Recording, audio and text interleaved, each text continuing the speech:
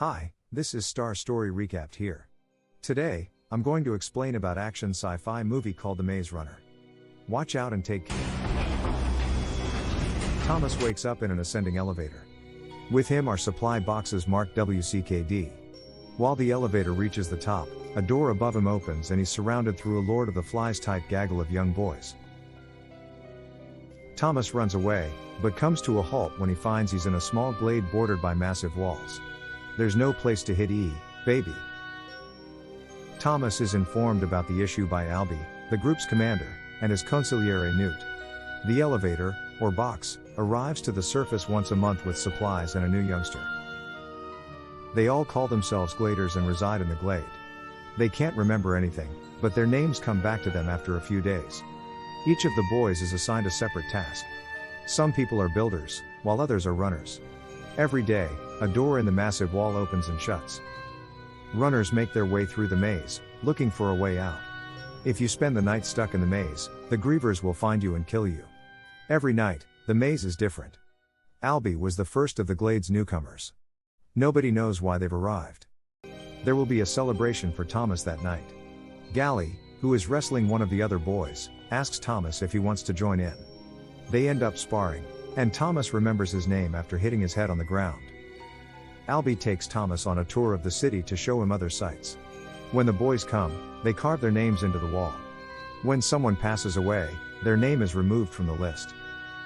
Thomas tries to fit in by being assigned the chore of digging up fertilizer in the woods. Ben, a runner who was stung by a griever, attacks him while he's there. "This is all your fault," the other youngster says as they fight. "I noticed you. That boy has a condition known as the changing. A sting is said to induce terrible pain and make you more prone to aggression." They push the youngster into the maze at night, just as the doors are closing, because there is no cure. Everyone is worried that a griever attack occurred during the day. Thomas has another dream that night. It's mostly the lady assuring him that Wicked is good, but he also recalls himself and a young girl sitting across from each other at workstations going over diagnoses. Albie returns to the maze the next day to retrace Ben's steps and discover what happened. During the day, it rains. Albie hasn't returned yet, and it's getting late. All of the boys congregate near the maze's entrance. Just as the doors are ready to close, Minnow, the lead runner, appears carrying a badly injured Albie. Thomas rushes into the maze to assist them, but the door shuts in his face.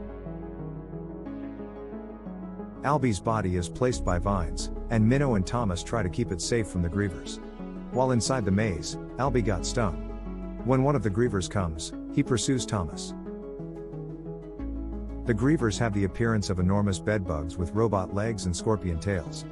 As the maze's walls shift, Thomas and the griever run around a bit. Finally, Thomas is successful in luring the griever between two colliding walls and squish.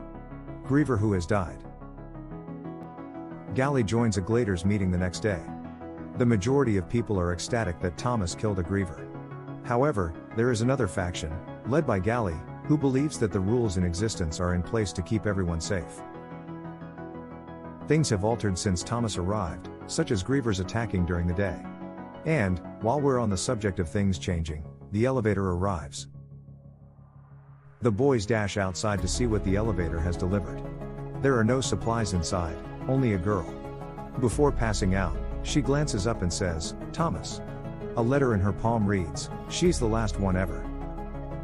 Because non-runners are allowed in the maze, Gally demands that Thomas be punished.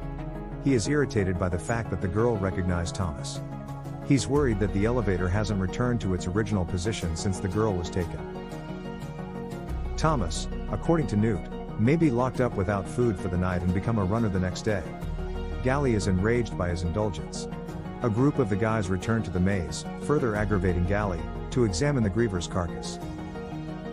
They discover a strange apparatus inside with an electrical display that reads the number 7. The device is also labeled WCKD. The lads learn that whoever sends them supplies is the same person who created the grievers. Thomas is shown a map of the maze by Minnow. As the maze evolves, different outside portions open up each day. Each outer segment is labeled with a number. Section 7 was open last night. The girl is awake. She's at the top of a tower throwing stuff at the boys on the ground. Thomas yells up to her that it's him. She agrees to let him come up. He explains that her memory was wiped, but in a few days she'll remember her name. She claims to recall her own name. Teresa here. She recalls Thomas as well. He says he's had visions about her and a lady who says, "Wicked is good." Teresa discovered 2 syringes in her pocket when she awoke. Thomas struggles with his penalty of being locked up that night.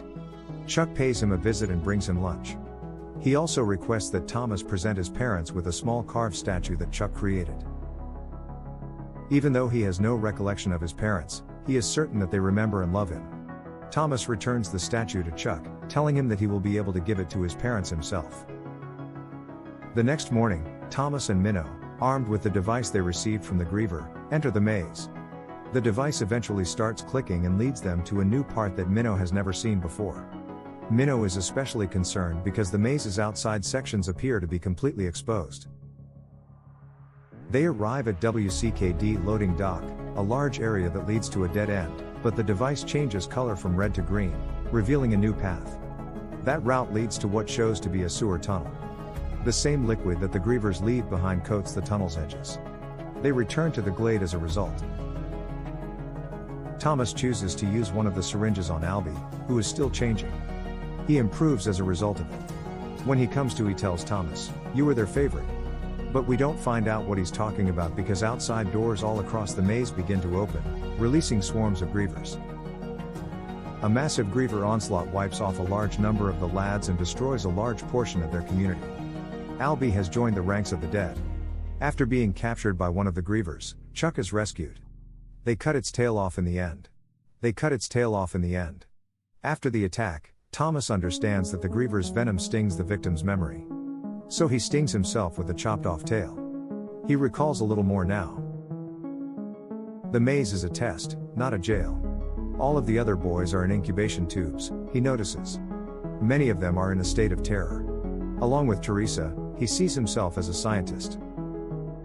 Thomas is cured after the gladers use the second syringe, and he admits to everyone that he is one of the persons that brought everyone there.